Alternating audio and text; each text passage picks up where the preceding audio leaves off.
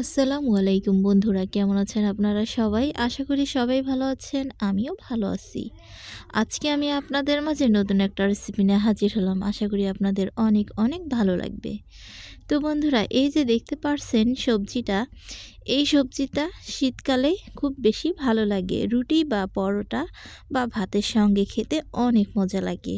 তো চলুন শুরু করছি আজকের এই রেসিপিটা। তো আজকের এই রেসিপি হচ্ছে, এখানে পেঁয়াজের ফুল নিয়ে নিয়েছি মাত্র ৫ টাকার এক আঁটি, আর এখানে নতুন আলু নিয়ে নিয়েছি। তো এই যে পেঁয়াজের মুঠাগুলো এখানে বাজারে মাত্র ৫ টাকা করে, আমি ৪ আঁটি কিনে এনেছি মাত্র ২০ টাকা দিয়ে। তো এই পেঁয়াজের ফুলগুলো ভাজি খেলে অনেক মজা লাগে, অনেক রকম সবজিতেও কিন্তু মিশিয়ে খাওয়া যায়। তো আমি এই পেঁয়াজ আর পেঁয়াজের ফুলগুলো আর এখানে নতুন আলু দিয়ে ভাজি করব।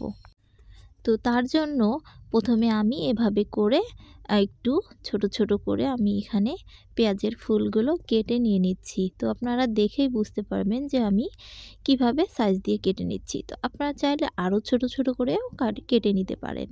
তো এরপরে আমি লম্বা লম্বা করে আলুগুলো কেটে নিব। তো এই যে সবগুলো কাটা হয়ে যাওয়ার পরে ফুলগুলো ফেলে দিব।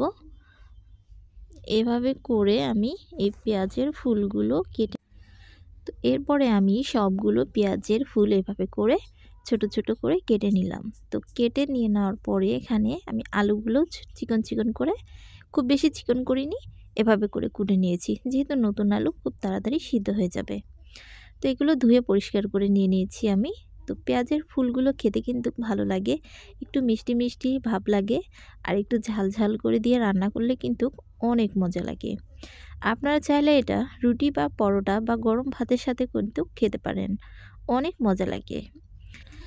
তো এরপরে আমি গ্যাসের চুলায় বসিয়ে দিয়েছি একটা কড়াই। বসিয়ে দেওয়ার পরে এখানে আমি কিছু দিয়ে দিলাম তেল। তো তেল গরম হয়ে যাওয়ার পরে এখানে দিয়ে দিচ্ছি কিছু পেঁয়াজ কুচি আর কিছু রসুন কুচি। তো পেঁয়াজ আর রসুন কুচিটা একটু ভেজে নিয়ে নিচ্ছি ভালো করে। একটু লালচে লালচে ভাব হয়ে আসলে এরপরে আমরা বাকি জিনিসগুলো দিয়ে দিব। তো বন্ধুরা, এই রেসিপিটা কার কার পছন্দ তারা অবশ্যই কমেন্ট করে জানাবেন। তো এরপরে দিয়ে দিলাম কিছু কাঁচামরিচ কুচি। তো যারা একটু ঝাল খেতে পছন্দ করেন তারা চাইলে বেশি করেও দিতে পারেন, আবার যারা কম খান তারা কম করেও দিতে পারেন। তো এখন আমি এখানে খুব ভালো করে একদম বেশি পোড়ানো যাবে না, লাল করা যাবে না। আমি এখন এখানে দিয়ে দিব পেঁয়াজের ফুল আর আলুগুলো। তো এখানে কোনো রকম পানি দিতে হবে না, এর ভিতর থেকেই যতটুকু পানি আছে এতেই কিন্তু সিদ্ধ হয়ে যাবে। কারণ নতুন আলু খুব বেশি সময় লাগে না কিন্তু সিদ্ধ হতে। আরও একটু ছোট ছোট করে যেহেতু কেটেছি, তাতে আরও কম বেশি সময়ে সিদ্ধ হয়ে যাবে। তো এরপরে আমি এখানে নেড়ে ছেড়ে দিলাম। নেড়ে ছেড়ে দেওয়ার পরে এখানে আমি দিয়ে দিব পরিমাণ মতো হলুদের গুঁড়া। তো পরিমাণ মতো এখানে দিয়ে দিচ্ছি হলুদের গুঁড়া, আর দিয়ে দিব পরিমাণ মতো লবণ। তো লবণটা আপনারা দেখে দিয়ে দিতে পারেন। তো এরপরে এটাকে নেড়ে চেড়ে নিয়ে নিচ্ছি। তো নেড়ে চেড়ে এটাকে এখন কিছুক্ষণ এভাবে নেড়ে চেড়ে রান্না করে নিব।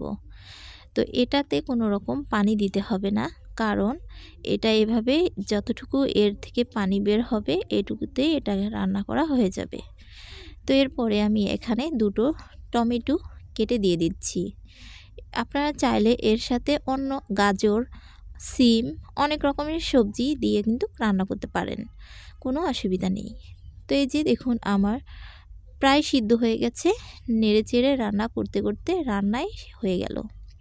তো মাত্র আমি ৫ টাকার একটা পেঁয়াজের ফুলের আটি দিয়ে কত সুন্দর একটা ভাজির রেসিপি করে ফেললাম। তো বন্ধুরা, এখন তো শীতের দিন, অনেক কম দামে সবজি পাওয়া যায়। তো এই শীতের সময় কিন্তু সবজি খেতে বেশি ভালো লাগে। তো আপনাদের মনে যেরকম চায় সেরকম করেই কিন্তু রান্না করে খেতে পারেন। তো এখানে আমি দিয়ে দিলাম হাফ কাপ পরিমাণের মতো ধনিয়া পাতা কুচি। তো এর ভিতরে কিন্তু খুব বেশি মশলার কোনো প্রয়োজন নেই, বাড়তি কোনো মশলার দরকার নেই এখানে, এটা এমনিতেই অনেক মজা লাগবে। তো দেখুন প্রায় হয়ে গেছে আমার এই রান্নাটা। তো এটাকে আমি আরও কিছুক্ষণ একটু নেড়ে ছেড়ে এরপরে এটাকে তুলে ফেলবো। সব কিছুই যেহেতু সিদ্ধ হয়ে গেছে, রান্নাও হয়ে গেছে, তো এরপরে আমরা এটাকে তুলে পরিবেশন করে দেখাচ্ছি। তো বন্ধুরা দেখুন কতটা সুন্দর কালার হয়েছে, আর দেখতে যতটা সুন্দর লাগছে খেতে আলহামদুলিল্লাহ অনেক ভালো লাগবে। তো এই পেঁয়াজের ফুল আর আলু ভাজি কে কে পছন্দ করেন অবশ্যই কমেন্ট করে জানাবেন। আর প্লিজ ফুল ভিডিওটা দেখবেন। আর আমার চ্যানেলে নতুন হলে অবশ্যই আমার চ্যানেলটা সাবস্ক্রাইব করবেন। তো আজকের মতো এখানেই বিদায় নিচ্ছি। আল্লাহ হাফেজ, সবাই ভালো থাকবেন।